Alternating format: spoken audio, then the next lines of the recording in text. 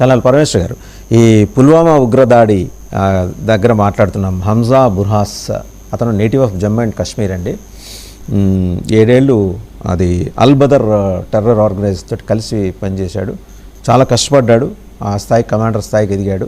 Digital radicalisation ఆపరేషన్స్ని carry out చేసుకుంటూ వచ్చాడు. He was shot dead in Pakistan. ఇది ఎవరి పని అయి ఉంటుందంటే, సరే మనవాళ్ళు ఇంకా జబ్బలు జరుచుకుంటూ దురందరులని, ప్రపంచంలో జరిగేవన్నిటికీ దురందరులే కారణం కాదు కదా. అక్కడ కూడా లోకల్గా ఉండే గ్రూపు కొట్లాట్లు, తగాదాలు, వాళ్ళలో వాళ్ళు కొట్టుకు సావటాలు ఇవన్నీ మామూలే కదా. ఇప్పుడు అన్సివిలైజ్డ్ సొసైటీస్లో ఇవన్నీ మామూలే కదా సార్. చిన్న డీవియేషన్ అనేది అంటే, నన్ను బీజేపీ ఏజెంట్ అని అబద్ధాలు చెప్పానని క్లాసిఫై చేశారు కాబట్టి నేను కూడా మీకు థ్యాంక్ యూ చెప్తున్నాను. ఫస్ట్ టైం నైబరింగ్ కంట్రీస్ నుంచి కూడా రిప్రజెంటేటివ్స్ పిలిచారు మీరు డిబేట్లో. That thank you for that. వాళ్ళ పర్స్పెక్టివ్ కూడా తెలుస్తుంది మనకి, so thank you for that. But మీరు అన్నట్టు కరెక్ట్ అండి, దురందరులు అని చెప్పి మనం మాట్లాడుకోలేం. ఎందుకంటే దురందరులు ఉన్నారా లేదా అనేది మనం ఎప్పుడు డాక్యుమెంట్ చేయలేం. ఉన్నా కూడా మనం డాక్యుమెంట్ చేయలేం, చేయకూడదు కూడా. National security number 1.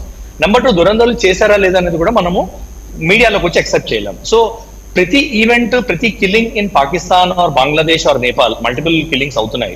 మీరు జాగ్రత్తగా ఫాలో అయ్యారంటే నేపాల్లో కూడా అవుతున్నాయి, ఐఎస్ఐ ఏజెంట్స్ బంగ్లాదేశ్ లో కూడా కిల్లింగ్స్ అవుతున్నాయి. అందరూ దురందరులే చేస్తున్నారని మనం చెప్పుకోలేం. బట్ వన్ మోర్ ఫ్యాక్ట్ మీరు చూడాల్సింది ఏంటంటే, post operation Sindoor alignment of Pakistan and alignment of ISI చూసి జైషే మొహమ్మద్ ఇంకా లష్కర్-e-తోయిబాలో